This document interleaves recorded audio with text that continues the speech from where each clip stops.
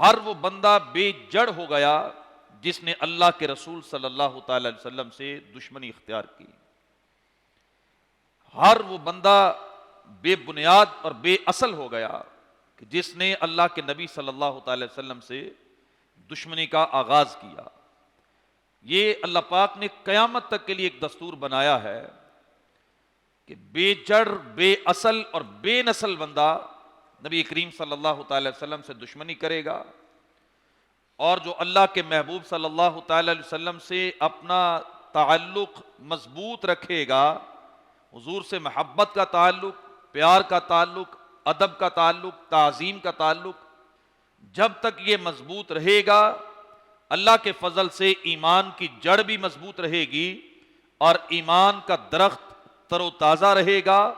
اللہ نے چاہا تو اس پر ایمان کا پھل بھی لگے گا، لیکن شرط یہ ہے کہ جڑ سلامت ہو، اور جڑ سلامت ہونے کے لیے شرط یہ ہے کہ تعلق اللہ کے نبی صلی اللہ تعالی وسلم سے مضبوط ہو، پکا ہو، اور اللہ کے محبوب صلی اللہ تعالی وسلم کی محبت بندے کے دل میں ہو.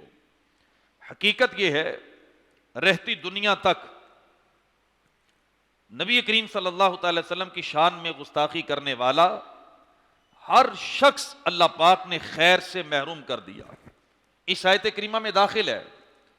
علماء کرام فرماتے ہیں کہ ان شانئک ھو الابتر، یہ صرف ابو جہل کے لیے نہیں، یہ صرف عقبہ بن معیط کے لیے نہیں، یہ صرف عاص بن وائل کے لیے نہیں، قیامت تک کے لیے جو بھی انسان اللہ کے نبی صلی اللہ علیہ وسلم کی بارگاہ میں بے ادبی کرے، دشمنی کرے، ان کی شان کو گھٹائے اور گھٹانے کی کوشش کرے، وہ سب اس آیت مبارکہ کی وعید کے اندر شامل ہیں.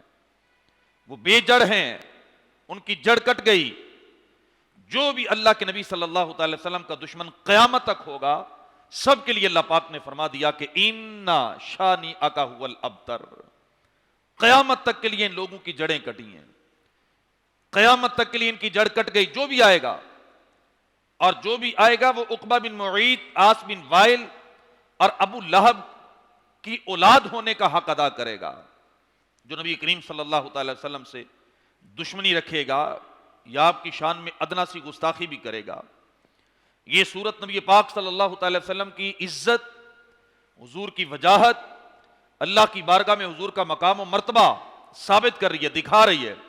دنیا کے اندر یہ ہوتا ہے کہ جس بندے کی جس کے ساتھ دشمنی ہو وہ خود دشمنی نبھاتا ہے. دشمن وار کرے گا وہ خود جواب دے گا، دشمن گالی دے گا وہ خود اس کا جواب دے گا، دشمن اعتراض کرے گا وہ خود جواب دے گا. لیکن ایک ذات مصطفیٰ صلی اللہ تعالی علیہ وسلم ایک ایسی ذات ہے کہ رب کی بارگاہ میں محبوب کی عزت اتنی زیادہ ہے، مقام اتنا زیادہ ہے، مرتبہ اتنا زیادہ ہے کہ جب کافروں نے اللہ کے نبی کی بے ادبی کی، خالق کائنات نے محبوب کی بجائے خود کافروں کو قرآن کی آیتوں کے ذریعے جواب ارشاد فرمایا. ان کے اعتراض کے جواب دیے، انہوں نے جو بکواسات کی ان کا جواب اللہ پاک نے قرآن مجید میں بیان فرمایا. یہ نبی کریم صلی اللہ تعالی وسلم کی عزت، حضور کا مقام و مرتبہ اللہ کی بارگاہ میں واضح کر رہی ہے آیت کریمہ کہ جب بھی کفار نے آپ کا مذاق اڑایا تو اللہ پاک نے خود اپنے محبوب صلی اللہ تعالی علیہ وسلم کی طرف سے جواب ارشاد فرمایا. آیت میں اللہ پاک نے فرمایا کہ نبی کریم صلی اللہ تعالی وسلم کو کوثر یعنی بے شمار خوبیاں عطا فرمائیں. کوثر کا لفظ کثرت سے نکلا ہے، مبالغے کا صیغہ ہے. اس کا معنی ہے کہ بہت ہی زیادہ یا بے انتہا، یا آپ اس کا اس طرح کا معنی کریں جس کی مقدار اور مرتبہ اور معیار اور حد کوئی نہ ہو. گویا یہ فرمایا جا رہا ہے کہ تمہارے دشمن تو یہ سمجھ رہے ہیں کہ تمہارے پاس کچھ نہیں ہے، تمہارے دشمن تو یہ سمجھ رہے ہیں کہ تمہاری جڑ کٹ گئی، تمہارے دشمن تو یہ سمجھ رہے ہیں کہ تمہارا ذکر باقی نہ رہے گا.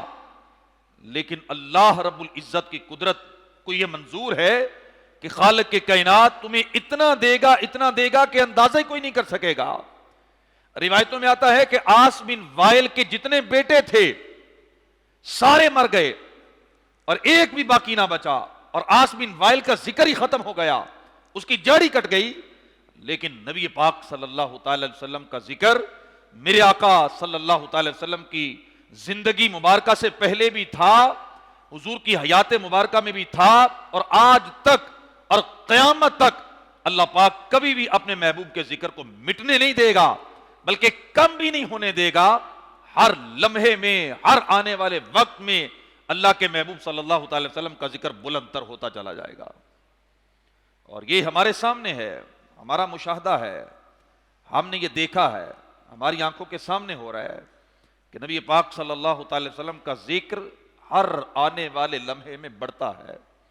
اللہ نے اپنے محبوب صلی اللہ تعالی وسلم کو نام ہی اتنا پیارا عطا فرمایا ہے کہ جتنی بار یہ نام زبان سے نکلتا ہے، اس کا معنی یہ ہے، محمد کا معنی ہے جس کی ہر طرح سے بار بار تعریف کی گئی ہو۔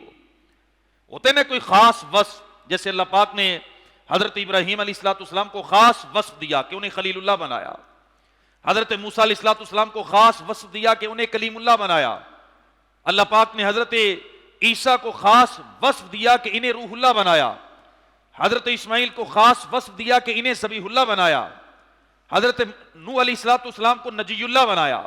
یعنی اللہ پاک نے انبیاء کرام کو خاص خاص وصف عطا فرمائے، لیکن قربان جائیں جب میرے آقا کی باری آئی نا تو خالق کے کائنات نے ایک وصف نہیں، دو وصف نہیں، تین وصف نہیں، نام ہی اللہ نے محمد رکھا ہے کہ جس کی تعریف ایک پہلو سے نہیں کی جاتی، بلکہ محمد کا معنی یہ ہے کہ جس کے اندر اللہ پاک نے ہر وصف اتنا زیادہ رکھا ہے کہ بار بار اس کی تعریف کی جائے، بار بار اس کو سراہا جائے۔ خود میرے آقا صلی اللہ تعالی وسلم نے فرمایا، جب آپ کی بارگاہ میں کسی نے آ کے عرض کیا کہ حضور کافروں نے یہ میٹنگ کی ہے، مشورہ کیا ہے، انہوں نے کہا کہ ہم ان کا نام ہی بدل دیتے ہیں، کیونکہ جب ہم محمد کہتے ہیں تو ان کی تعریف ہوتی ہے، تو ہم ان کا نام بدل دیتے ہیں، مزمم رکھ لیتے ہیں، جس کی بار بار مذمت کی جائے، تحقیر کی جائے، تو وہ مزمم انہوں نے نام رکھ لیا۔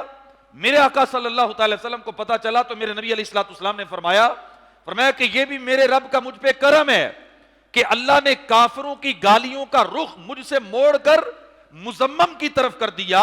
وہ کسی مزمم کو تو گالیاں دے رہے ہیں، مجھے تو میرے رب نے محمد بنا کے بھیجا ہوا ہے۔ وہ پتہ نہیں کس مزمم کو گالیاں دے رہے ہیں، مجھے تو میرے رب نے محمد بنا کے بھیجا ہے صلی اللہ تعالی علیہ وسلم، کہ جن کے نام کی تعریف بھی بار بار کی جائے، بار بار جن کا ذکر خیر کیا جائے۔ اللہ رب العزت نے قرآن مجید میں ارشاد فرمایا وَرَفَعْنَا لَكَ ذِكْرَكَ، محبوب تیرے لیے ہم نے تیرے ذکر کو بلند کر دیا۔ اس آیت کی تفسیر میں مفسرین کرام نے لکھا ہے کہ ذکر مبارک بلند کرنے کی کئی صورتیں ہیں، ان میں ایک صورت یہ بھی ہے، رحمت دو عالم صلی اللہ تعالی علیہ وسلم نے حضرت جبرائیل امین سے پوچھا جب یہ آیت کریمہ نازل ہوئی وَرَفَعْنَا لَكَ ذِكْرَكَ، اللہ کے محبوب صلی اللہ تعالی وسلم نے حضرت جبرائیل امین سے پوچھا اس آیت میں جو اللہ نے یہ فرمایا ہے کہ محبوب تیرا ذکر بلند کر دیا جائے گا، میرا ذکر کس طرح اللہ بلند کرے گا، ذکر کی بلندی سے کیا مراد ہے؟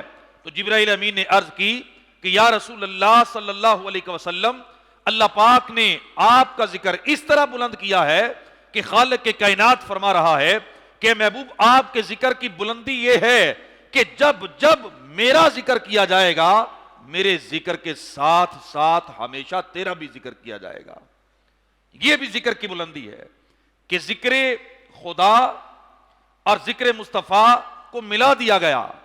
اور حضرت قتادہ رضی اللہ تعالی عنہ فرماتے ہیں، کہتے ہیں کہ اللہ پاک نے آپ کا ذکر دنیا اور آخرت میں بلند کر دیا۔ کیسے؟ کہتے ہیں کہ ہر خطیب، ہر تشہد پڑھنے والا اشہد اللہ الہ الا اللہ کہتا ہے، ساتھ اشہد ان محمد رسول اللہ بھی کہتا ہے، یعنی ذکر خدا بھی کرتا ہے، ذکر مصطفیٰ بھی کرتا ہے۔ یہ اللہ پاک نے اپنے محبوب صلی اللہ تعالی وسلم کے ذکر کو بلندی عطا فرمائی ہے۔ قرآن مجید میں کئی ایسی آیتیں آپ کو ملیں گی، کئی آیتیں ملیں گی کہ جن میں اللہ پاک نے اپنے محبوب صلی اللہ تعالی وسلم کا ذکر اپنے ذکر کے ساتھ جوڑا ہوا ہے۔ یہ حضور کو وَرَفَعْنَا لَكَ ذِكْرَكَ کا جو تاج پہنایا، اس کی تفسیر یہ ہے کہ محبوب جہاں جہاں اللہ کا ذکر ہوگا، جب اللہ کا ذکر کیا جائے گا، اللہ کے ذکر کے ساتھ تیرا ذکر بھی کیا جائے گا۔ ہم کرتے ہیں نا، ذکر خدا کرے ذکر مصطفیٰ نہ کرے، ذکر خدا کرے ذکر مصطفیٰ نہ کرے، میرے منہ میں ہو ایسی زبان خدا نہ کرے۔ میری زبان پہ ذکر خدا تو آئے، ذکر مصطفیٰ نہ آئے، ایسی زبان اللہ مجھے نہ دے۔ کیوں؟ اس لیے کہ اللہ پاک کو یہ پسند ہے کہ اللہ کے ذکر کے ساتھ اس کے محبوب کا ذکر بھی کیا جائے۔ اللہ کو پسند ہے، اللہ کے نبی کو پسند ہے، صحابہ کرام کو پسند ہے۔ آپ حدیث کی کتابیں کھول کے دیکھیں، نبی پاک صلی اللہ تعالی علیہ وسلم جب صحابہ کرام سے کوئی سوال کرتے، آپ ان سے کوئی بات کرتے، آپ انہیں پوچھتے کوئی سوال، تو صحابہ کرام جب یہ کہنا چاہتے کہ ہمیں پتہ نہیں، تو پتہ کیا عرض کرتے تھے؟ کہتے تھے واللہ ورسولہ اعلم، اللہ اور اللہ کا رسول ہی جانتے ہیں کہ اس کا کیا جواب ہے۔ صحابہ کرام یہ بھی کہہ سکتے تھے کہ اللہ ہی جانتا ہے، لیکن صحابہ کرام کا بھی یہ اعتقاد تھا، انہیں بھی پتا تھا کہ اللہ کے ذکر کے ساتھ اللہ کے رسول کے ذکر کو ملا لیا جائے، یہ اللہ کے رسول کو بھی پسند ہے، اللہ کو بھی پسند ہے۔ قرآن مجید میں میں آپ کو بتاؤں کہاں کہاں اللہ پاک نے، چند ایک آیتیں میں آپ کے سامنے پڑھتا ہوں، کہاں کہاں اللہ پاک نے اپنے محبوب کے ذکر کو اپنے ذکر کے ساتھ ملایا ہے۔ سورہ بقرہ میں آیت نمبر 278 ہے، اللہ پاک فرماتا ہے کہ میرے مصطفیٰ سے جنگ خدا سے جنگ ہے، جس نے مصطفیٰ سے جنگ کی خدا سے جنگ کی۔ پھر سورہ نساء میں اللہ کہتا ہے آپ کی اطاعت اللہ کی اطاعت ہے۔ پھر سورہ نساء ہے، اللہ پاک فرماتا ہے کہ میرے رسول کی نافرمانی اللہ کی نافرمانی ہے۔ سورہ نساء کی آیت نمبر 100 میں اللہ کہتا ہے محبوب کی طرف ہجرت اللہ کی طرف ہجرت ہے۔ سورہ نساء آیت نمبر 136 اللہ پاک فرماتا ہے میرے محبوب پر ایمان لانا یہ اللہ پر ایمان لانا ہے۔ سورہ مائدہ آیت نمبر 33 ہے، اللہ پاک فرماتا ہے جو مصطفیٰ سے مقابلہ کرے گا وہ اللہ سے مقابلہ کرے گا۔ سورہ مائدہ آیت نمبر 56 ہے، اللہ پاک فرماتا ہے جو آپ سے دوستی رکھے گا وہ خدا سے دوستی رکھے گا۔ سورہ انفال آیت نمبر 20 میں اللہ پاک فرماتا ہے آپ سے منہ پھیرنے والا خدا سے منہ پھیرتا ہے۔ سورہ انفال کے اندر ہی اللہ پاک آیت ارشاد فرماتا ہے کہ آپ کا بلاوا یعنی آپ جس کو بلاتے ہیں خدا اس کو بلاتا ہے، آپ کا بلاوا خدا کا بلاوا ہے۔ سورہ انفال ہے آیت نمبر 27 ہے، اللہ پاک فرماتا ہے جس نے محبوب سے خیانت کی اس نے اللہ سے خیانت کی۔ سورہ توبہ کے اندر اللہ پاک ارشاد فرماتا ہے جس نے مصطفیٰ سے جس سے مصطفیٰ نے برات کا اظہار کر دیا خدا نے بھی اس سے برات کا اظہار کر دیا۔ سورہ توبہ کے اندر اللہ کہتا ہے آپ سے معاہدہ کرنا خدا سے معاہدہ کرنا ہے۔ سورہ توبہ کے اندر اللہ فرماتا ہے آپ کی محبت خدا کی محبت ہے۔ سورہ توبہ آیت نمبر 29 اللہ فرماتا ہے جس چیز کو اللہ کا رسول حرام قرار دے دے اللہ بھی اس کو حرام قرار دے دیتا ہے۔ سورہ توبہ آیت نمبر 54 کے اندر اللہ پاک فرماتا ہے جو اللہ کے رسول کا انکار کرے وہ اللہ کا انکار کر دیتا ہے۔ سورہ توبہ آیت نمبر 59 کے اندر اللہ پاک فرماتا ہے رسول کی عطا خدا کی عطا ہے۔ سورہ توبہ کے اندر 62 نمبر آیت میں اللہ پاک ارشاد فرماتا ہے کہ آپ کی رضا خدا کی رضا ہے۔ پھر سورہ توبہ ہے آیت نمبر 74 ہے، اللہ پاک ارشاد فرماتا ہے آپ کسی کو غنی کر دیں اللہ کا غنی کرنا ہے۔ پھر سورہ توبہ آیت نمبر 90 ہے، اللہ پاک فرماتا ہے محبوب سے جھوٹ بولنا خدا سے جھوٹ بولنا ہے۔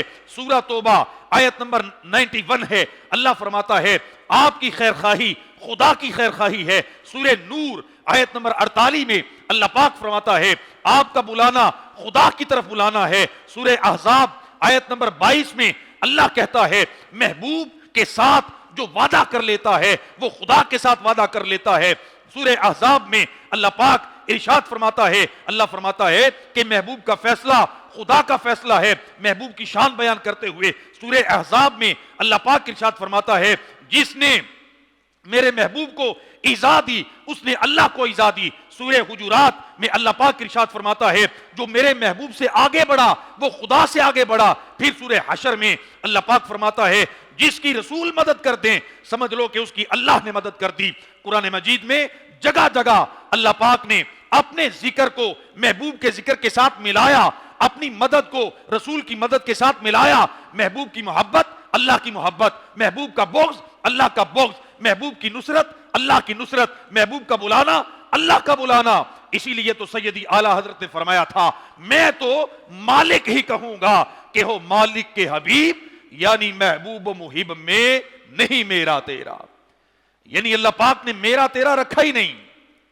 قرآن مجید کی آیتوں میں اللہ پاک نے اپنے ذکر کے ساتھ محبوب کے ذکر کو ملایا ہے۔ نبی پاک صلی اللہ تعالی وسلم کو بھی پسند تھا، صحابہ کرام کو بھی پسند تھا کہ ذکر خدا اور ذکر مصطفیٰ ملے رہیں۔ تو ہمیں بھی پسند ہونا چاہیے یا نہیں ہونا چاہیے کہ ذکر خدا ہو تو ذکر مصطفیٰ نہ ہو؟ یہ کیسے ہو سکتا ہے؟ اللہ قرآن میں اپنے محبوب کے ذکر کو اپنے ساتھ ملا رہا ہے۔ یہ چند آیتیں میں نے آپ کے سامنے تلاوت کی ہیں، پڑھی ہیں، ان کا ترجمہ پڑھا ہے، جس میں اللہ اپنے ذکر کے ساتھ اپنے محبوب صلی اللہ تعالی وسلم کے ذکر کو ملا رہا ہے۔ پھر ہماری زبان میں بھی یہی ہونا چاہیے کہ ذکر خدا اور ذکر مصطفیٰ جب ملا کے کریں گے تو اللہ پاک کو زیادہ پسند ہے۔ نبی کریم صلی اللہ تعالی وسلم کی جو رفعت ہے، جس کا اللہ پاک نے اپنے محبوب سے وعدہ کیا کہ وَرَفَعْنَا لَكَ ذِكْرَكَ، کہ محبوب اللہ نے آپ کے لیے آپ کے ذکر کو بلند کر دیا، یہ امور بھی دلالت کرتے ہیں کہ اللہ رب العزت نے اپنے محبوب صلی اللہ تعالی وسلم کا ذکر زمین پر بھی رکھا، آسمان پر بھی رکھا۔ آپ کا ذکر انسان بھی کرتے ہیں، فرشتے بھی کرتے ہیں، جنات بھی کرتے ہیں، دیگر مخلوقات بھی کرتی ہیں۔ آپ کا ذکر پتھروں نے بھی کیا، آپ کا ذکر درختوں نے بھی کیا۔ دنیا کے ہر کونے میں دن ہو یا رات، ہر وقت اللہ اور اللہ کے محبوب کا ذکر ہو رہا ہے۔ دنیا کے ہر کونے میں ہر وقت اللہ کا ذکر بھی ہو رہا ہے، اللہ کے رسول کا ذکر بھی ہو رہا ہے، کیونکہ دنیا کا نظام ایسا ہے کہ کہیں پہ فجر کی نماز، کہیں پہ ظہر کی نماز، کہیں پہ عصر کی نماز، اسی وقت میں کہیں پہ عشاء کی نماز ہے۔ ایک طرف سے فجر کی اذانیں شروع ہوتی ہیں، جب وہ ختم ہوتی ہیں تو ظہر کی اذان کا وقت ہوتا ہے۔ ظہر کی اذان چلتی ہے ایک طرف سے، ہوتے ہوتے مختلف ملکوں سے جب ظہر کی اذان کا وقت ختم ہوتا ہے، اسی دوران کسی اور ملک میں عصر کی اذان کا وقت شروع ہو جاتا ہے۔ یہ اذانوں کا وقت اور اذانوں میں نبی پاک صلی اللہ تعالی وسلم کا ذکر جو اللہ پاک نے رکھا ہے، یہ محبوب کی رفعت ذکر کی ایک اعلیٰ مثال ہے کہ کائنات کے اندر کوئی کونا اور کوئی وقت ایسا نہیں ہے کہ جس میں اللہ اور اللہ کے رسول کا ذکر بند ہو جائے، ہو ہی نہیں سکتا۔ اب ہم دیکھیں، ہم مسلمان ہیں، میں اور آپ درود پاک پڑھتے ہیں، تو صرف میں اور آپ تو نہیں نہ پڑھتے، کائنات میں کتنے مسلمان ہیں۔ بعض تو لوگوں کی زندگی کا طریقہ ہے کہ وہ دن میں لاکھوں دفعہ درود پاک پڑھتے ہیں، ان کی زندگی کا دستور ہے، انہوں نے ایک اپنا روٹین رکھی ہوئی ہے، روٹین بنائی ہوئی ہے کہ میں نے دن میں اتنا درود پاک پڑھنا ہے۔ 313 دفعہ درود پاک پڑھنے والے تو لاکھوں آپ کو مل جائیں گے کہ جو روزانہ اپنے محبوب صلی اللہ تعالی وسلم پہ درود پاک پڑھتے ہیں۔ چلیں بالفرض کوئی مسلمان، کوئی انسان دنیا میں رہے ہی نہ، کوئی ایک بھی نہ رہے کہ جو اللہ کے نبی پہ درود پڑھ رہا ہے، ذکر کر رہا ہے، تو اللہ پاک نے تو قرآن مجید میں ارشاد فرمایا نا کہ ان اللہ وملائکتہ یصلون علی النبی، اللہ نے ارشاد فرمایا اللہ اور اللہ کے فرشتے نبی علیہ السلام پر درود بھیجتے ہیں۔ اب اللہ کے فرشتے بندے نہ بھی بھیجیں، نہ بھی انسان بھیجے، اللہ کے فرشتے اللہ رب العزت کے محبوب پر درود بھیجتے ہیں۔ اور فرشتوں کی تعداد کے بارے میں پتہ اللہ پاک نے قرآن میں کیا فرمایا ہے؟ وما یعلم جنود ربک الا ہو، ان فرشتوں کی تعداد کسی کو پتہ ہی نہیں۔ روایتوں میں آتا ہے کہ 70,000 فرشتے صبح کے وقت اور 70,000 فرشتے شام کے وقت نبی پاک صلی اللہ تعالی وسلم کے دربار پہ حاضری دیتے ہیں، اور جو ایک دفعہ آ گیا زندگی میں دوبارہ نہیں آئے گا۔ کتنی تعداد ہے؟ روزانہ 1,40,000 آتے ہیں جاتے ہیں، اور جو ایک بار آ گیا قیامت تک دوبارہ نہیں آئے گا۔ تعداد کتنی ہے کوئی پتہ نہیں۔ میرے آقا علیہ الصلوۃ والسلام پہ درود پاک کوئی بندہ پڑھے نا، اللہ پاک اس کے منہ سے ایک فرشتے کو پیدا کرتا ہے جو کوثر کے اندر جا کے ڈبکی لگاتا ہے، پھر وہ اپنے پر پھڑپھڑاتا ہے۔ جب پر پھڑپھڑاتا ہے تو ہر قطرے کے بدلے اللہ ایک فرشتے کو پیدا کرتا ہے۔ کتنی تعداد ہے فرشتوں کی، اندازہ کوئی نہیں۔ نبی کریم صلی اللہ تعالی وسلم کی بارگاہ میں جبرائیل امین نے عرض کی کہ میں نے فرشتوں کی ایک قطار دیکھی ہے، جب سے میں پیدا ہوا ہوں میں نے دیکھا وہ قطار چلتی جا رہی ہے، چلتی جا رہی ہے، چلتی جا رہی ہے، اور جو ایک دفعہ وہاں سے گزر گیا دوبارہ کبھی نہیں آیا۔ کتنے فرشتے ہیں؟ اللہ پاک فرماتا ہے وما یعلم جنود ربک الا ہو. بعض جگہ پہ لکھا ہے کہ زمین کی اگر مخلوق کا حساب کیا جائے نا، ساری مخلوق، یعنی انسان جتنے زمین پہ بستے ہیں نا، ان سے 10 گنا زیادہ، انسانوں سے 10 گنا زیادہ جانور زمین پر رہتے ہیں. اور جانوروں کو بھی جمع کر لیا جائے تو ان سے 10 گنا زیادہ، یعنی اگر 7 ارب انسان ہیں تو 70 ارب جانور ہیں. اگر جانوروں کو جمع کر لیا جائے تو ان سے 10 گنا زیادہ اللہ پاک کی مخلوق سمندر کے اندر ہے. اور سمندر کے اندر جو مخلوق ہے، اگر اس کو بھی پلس کر لیا جائے اور انسانوں کو بھی اور باقی جانوروں کو بھی جمع کر لیا جائے تو یہ زمین پہ چلنے پھرنے والے جنوں کا 10 گنا بنتے ہیں. جن اتنے زیادہ ہیں. تو اگر جنوں کو بھی پلس کیا جائے، جانوروں کو بھی پلس کیا جائے، چرند پرند انسان دریاؤں کے جانور بھی جمع کیے جائیں، تو روایتوں میں آتا ہے کہ ان سب کو جمع کر کے اگر زمین کے فرشتوں سے ان کا مقابلہ کیا جائے نا، جو زمین پہ اللہ کے فرشتے ہیں ان سے مقابلہ کیا جائے تو یہ فرشتوں کے مقابلے میں 10 گنا بنتے ہیں. فرشتے ان سے 10 گنا زیادہ ہیں. اور اگر ساری زمینی مخلوق کو جمع کر کے پہلے آسمان کے فرشتوں سے ان کا مقابلہ کیا جائے، پہلے آسمان کے فرشتے ان سے 10 گنا زیادہ ہیں. اگر ان کو بھی جمع کر لیا جائے، پھر دوسرا آسمان یہ 10 گنا زیادہ، ان کو بھی جمع کر لیا جائے، تیسرا آسمان، یعنی 1 2 3 4 5 6 7 آسمانوں کے فرشتے ہر آسمان پہ پہلے سے زیادہ ہیں. ان سب کو جمع کر لیا جائے، آپ تصور کریں کتنی مخلوق بنے گی. انسان، چرند پرند، حیوانات، نباتات، جمادات، دریائی جانور، جن، فرشتے، زمین کے فرشتے، آسمانوں کے فرشتے سارے جمع کر لیے جائیں تو روایتوں میں آتا ہے اگر ان کو جمع کر کے اللہ کے عرش کے فرشتوں کے ساتھ مقابلہ کیا جائے نا تو یہ ایسے ہی ہیں جیسے جنگل کے اندر، ریگستان کے اندر ایک انگوٹھی پڑی ہوتی ہے نا ریت کے مقابلے میں، ایسے ان کی تعداد ہے. اتنے فرشتے ہیں. اور بعض روایتوں میں آتا ہے کہ 70 پردے ہیں، بعض میں آتا ہے 70,000 پردے ہیں. ہر پردے کے ساتھ فرشتے لٹکے ہیں، طواف کر رہے ہیں، کرسی کا طواف کر رہے ہیں، اللہ کے عرش کے پردوں کے ساتھ لٹکے ہوئے ہیں. اور اللہ پاک قرآن میں کہتے ہیں وما یعلم جنود ربک الا ہو. یہ فرشتے اتنے زیادہ ہیں، ان کی تعداد کسی کو معلوم ہی نہیں. یہ کرتے کیا ہیں؟ خالق کائنات فرماتا ہے ان اللہ وملائکتہ یصلون علی النبی. یہ سارے فرشتے میرے محبوب پہ درود پڑھتے ہیں.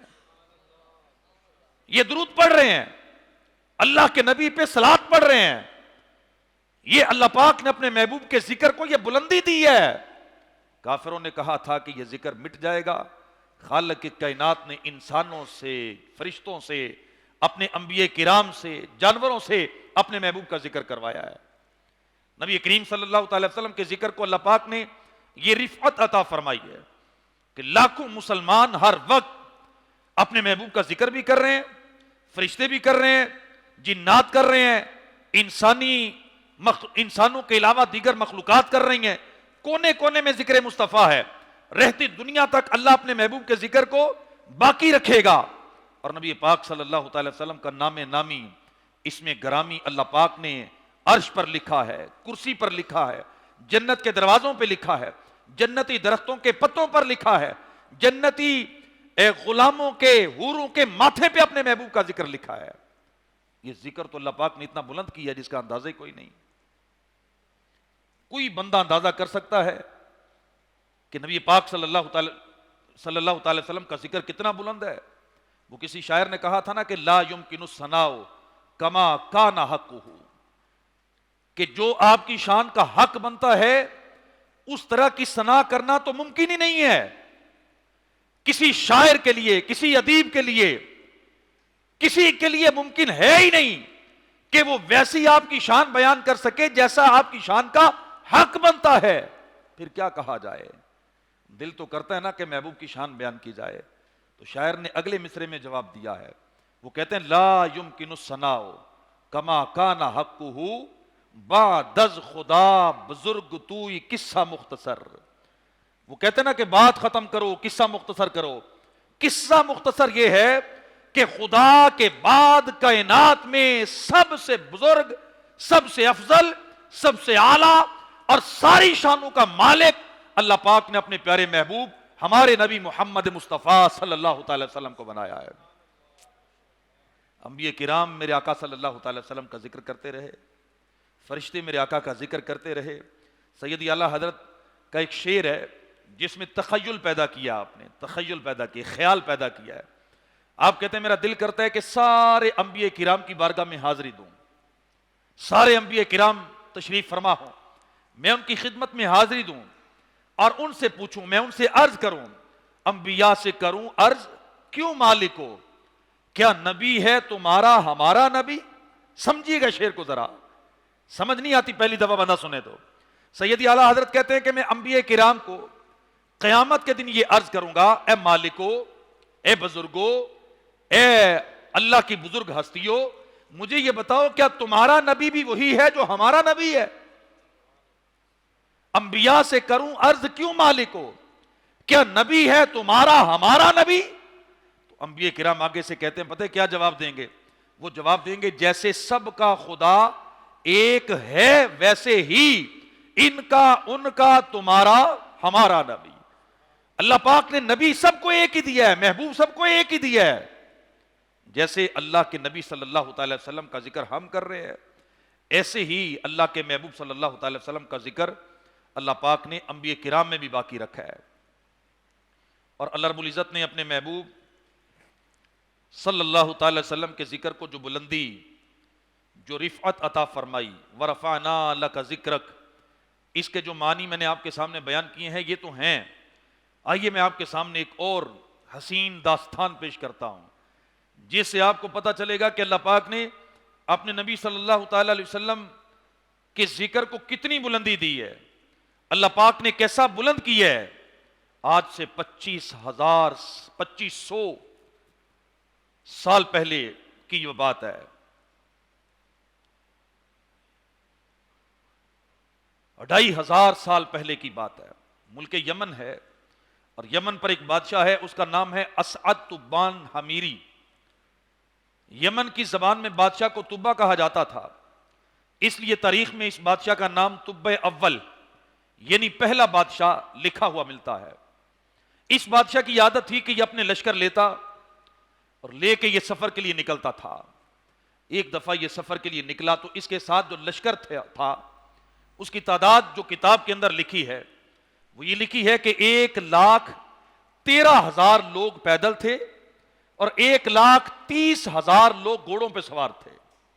تبا نے یہ لشکر لیا، سیر کے لیے نکلا، ملک ملک شہر شہر یہ سفر کرتا گیا، اور اس کا طریقہ یہ تھا کہ جس شہر میں جاتا وہاں سے 10 علماء جو شہر کے معتبر علماء ہوتے ان کو اپنے ساتھ اپنے قافلے میں شریک کر لیتا۔ کرتے کرتے کرتے اس کے 400 علماء کی جماعت بھی اس کے ساتھ ہو گئی، جو کمارے تھے، شادی شدہ نہیں تھے، چھوٹی عمر کے علماء تھے۔ اور جس شہر میں یہ جاتا لوگ استقبال کرتے، لوگ اپنی پلکیں بچھاتے، لوگ اس کی عزت کرتے، اس کو ہاتھ ڈالتے۔ اب یہ جاتے جاتے جاتے مکہ مکرمہ میں پہنچا۔ جب یہ مکہ مکرمہ میں پہنچا نا تو اب جب مکہ میں داخل ہوا اس کی توقع تھی کہ لوگ میری عزت کریں گے، مجھے ویلکم کریں گے، مجھے پروٹوکول دیں گے، لیکن لوگوں نے اسے دیکھا بھی نہیں، منہ ہی نہیں لگایا، عزت بھی نہیں دی۔ اب تبا بڑا پریشان ہوا کہ میں پیچھے جتنے شہر ہو کے آیا ہوں ہر ملک میں مجھے عزت ملی ہے، یہاں کیوں نہیں ملی؟ تو اس نے اپنے ایک وزیر سے مشورہ کیا، وزیر نے بتایا کہ یہ مکہ مکرمہ ہے، اس شہر کے اندر اللہ کا گھر کعبۃ اللہ ہے، اور اس شہر کے لوگ کعبۃ اللہ کے علاوہ کسی کی عزت نہیں کرتے، یہ تو خود معزز ہیں، یہ تیری کیا عزت کریں گے، یہ تو عزت مانگتے ہیں۔ جب تبا نے سنا کہ میری عزت کعبے کی وجہ سے نہیں کی گئی اور کعبے کی عزت میری عزت سے زیادہ ہے، پھر تبا کے دل میں یہ خیال آیا، اس نے دل میں نیت کی، اس نے کہا اچھا میں اس گھر کو گراؤں گا، میں اللہ کے گھر کو گراؤں گا، اسے نیست و نابود کروں گا، یہ جو آبادی والا گھر ہے اسے میں خربہ ویران جگہ بنا دوں گا، کوئی اس کی طرف دیکھے گا بھی نہیں، میں اپنے ملک میں جا کے ایک ایسا گھر بناؤں گا ساری دنیا وہاں آئے گی۔ اس نے دل میں نیت کی، اور اس نے یہ بھی سوچ لیا کہ میں یہاں کے مردوں کو قتل کر دوں گا، عورتوں کو قیدی بنا لوں گا، بچوں کو ذبح کر دوں گا۔ یہ نیت کی تو ساتھ ہی اس کے سر میں درد اٹھا، سر میں درد اٹھا، عجیب قسم کا درد تھا۔ اس کے ساتھ ہی اس کی ناک سے، منہ سے، آنکھوں سے، کانوں سے بدبو کے ببوکے اٹھنے شروع ہو گئے۔ ایسی بدبو تھی کہ کوئی بندہ پاس کھڑا ہو ہی نہیں سکتا تھا۔ یہ بڑا پریشان ہوا، حکیم بلائے گئے، طبیب بلائے گئے، لیکن علاج کوئی نہ ہوا۔ اب یہ طبہ کو ایک کمرے میں بند کر دیا گیا، کوئی بندہ اس کے پاس ٹھہر ہی نہیں سکتا تھا۔ ان کے ساتھ جو 400 علماء کی جماعت تھی، ان میں سے ایک عالم صاحب نے، انہوں نے اس کے ایک وزیر کو بلایا اور بلا کے کہا کہ اگر بادشاہ مجھے سچ سچ بتائے نا تو میں اس کا علاج کر سکتا ہوں۔ وزیر نے بادشاہ سے بات کی، بادشاہ مان گیا، ٹھیک ہے میں سچ بتاتا ہوں۔ اس عالم صاحب نے جا کے بادشاہ سے پوچھا، بادشاہ بتا، کعبۃ اللہ کے بارے میں تیرے دل میں کوئی خیال تو نہیں آیا؟ بادشاہ نے سچ بولا، کہنے لگا کہ میں نے کعبہ کو گرانے کی نیت کی تھی۔ اس عالم صاحب نے کہا کہ یہ سب کعبے کی بے ادبی کی وجہ سے ہے، تو ابھی اپنی نیت بدل، اللہ تجھے شفا دے دے گا۔ بادشاہ نے نیت بدلی، عالم صاحب ابھی دروازے سے باہر بھی نہیں نکلے تھے، اللہ پاک نے اسے شفا عطا فرما دے، ٹھیک ہو گیا۔ پھر اس نے خانہ کعبہ پہ غلاف چڑھایا، 7 غلاف اس نے تیار کروائے خانہ کعبہ کے لیے۔ اس سے پہلے تاریخ میں کبھی خانہ کعبہ پہ غلاف نہیں تھا، ننگی دیواریں تھیں، پتھر تھے۔ سب سے پہلے طوبہ حمیری نے خانہ کعبہ کے اوپر غلاف چڑھایا۔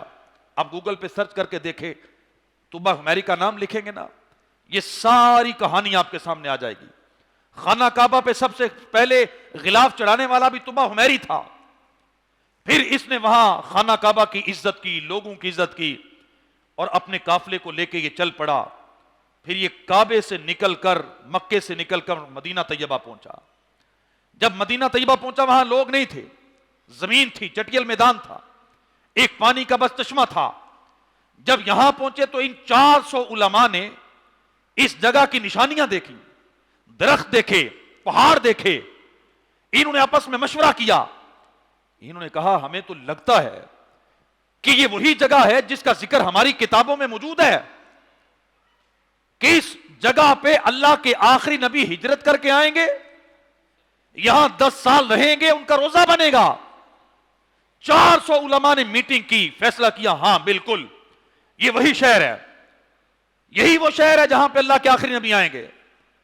انہوں نے کہا پھر تو ہم یہاں سے نہیں جائیں گے۔ تو انہوں نے کسی نے کہا کہ اگر نہیں جائیں گے تو بادشاہ نہیں چھوڑے گا۔ انہوں نے نیت کی بادشاہ مارے، قتل کرے، ذبح کر دے، جلا ڈالے، لیکن ہم یہاں سے نہیں جائیں گے، ہم یہاں بیٹھ کے اللہ کے آخری نبی کا انتظار کریں گے، ہم نہیں جائیں۔ انہوں نے بادشاہ سے جا کے کہا، بادشاہ بڑا پریشان ہوا، اس نے وجہ پوچھی، انہوں نے وجہ بتائی۔ بادشاہ نے کہا جب تم اپنی کتابیں پڑھ کے اس اللہ کے نبی کی نشانیاں دیکھ کر تم اس کا استقبال کرنے کے لیے بیٹھ سکتے ہو، تو طوبہ حمیری بھی تمہارے ساتھ بیٹھ کے اللہ کے آخری نبی کا استقبال کرنے کا انتظار کرے گا، میں بھی انتظار کروں گا، میری فوجیں بھی یہاں ہیں۔ یہ 43,000 کا لشکر بیٹھا مدینہ طیبہ کی زمین پر، 1 سال بیٹھے رہے، اور بیٹھ کے ذکر مصطفیٰ کیا کرتے تھے، بس حضور کا ذکر کرتے تھے، انتظار کرتے تھے۔ 1 سال کے بعد طوبہ حمیری نے کہا کہ جن کا میں نے انتظار کیا وہ آئے تو نہیں، میں جا رہا ہوں۔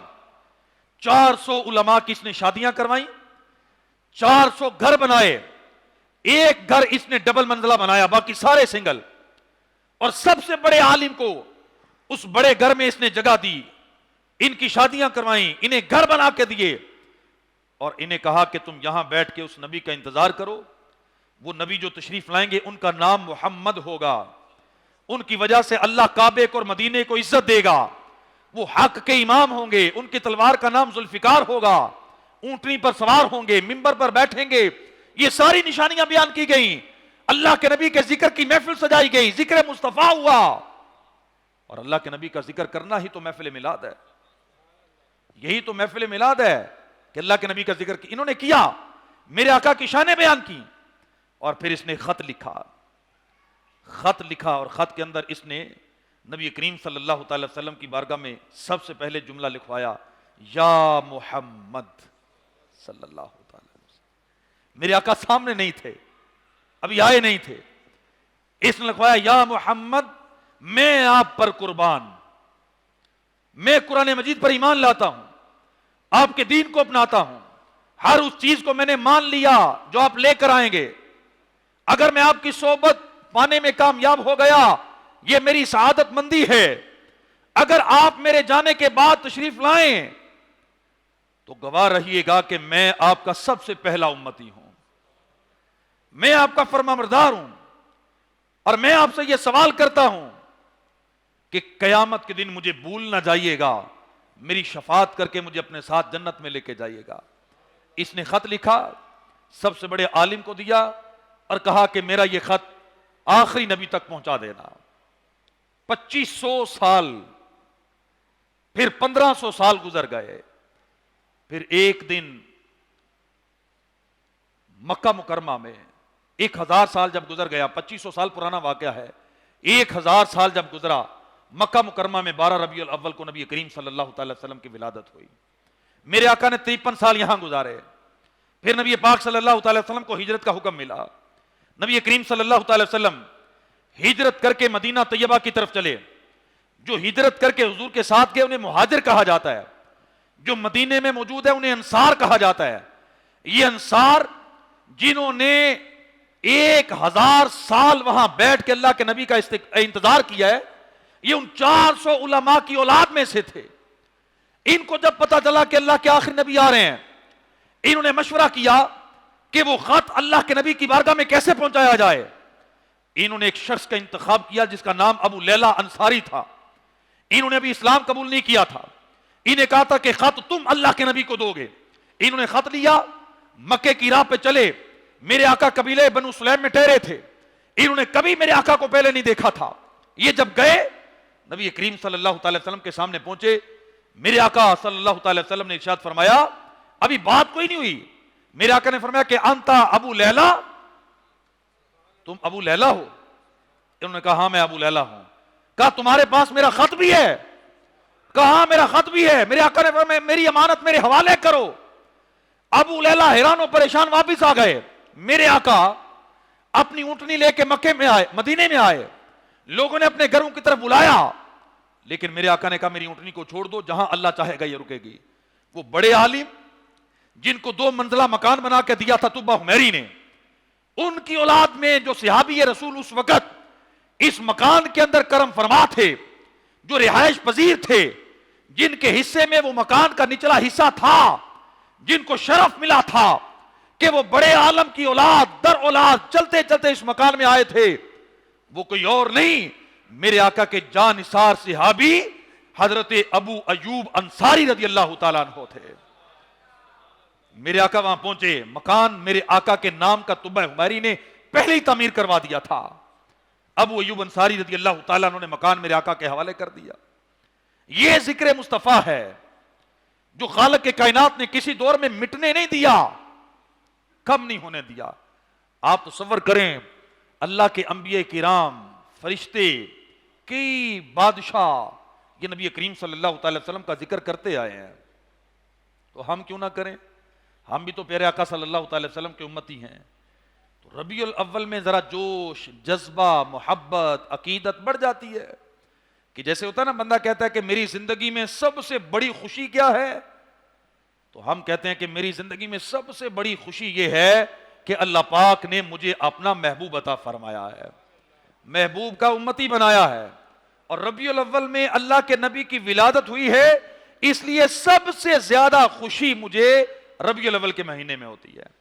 میں خوشی مناتا ہوں، میں میلاد کرتا ہوں، میں ذکر رسول کرتا ہوں، میں اپنا گھر سجاتا ہوں، میں نیا لباس سلواتا ہوں، میں اچھے کھانے پکاتا ہوں، میں جھنڈے لگاتا ہوں، میں لائٹیں لگاتا ہوں، میں گلیاں سجاتا ہوں. میں اللہ کے حکم کے مطابق شریعت کے دائرے میں رہ کے خوشی مناتا ہوں.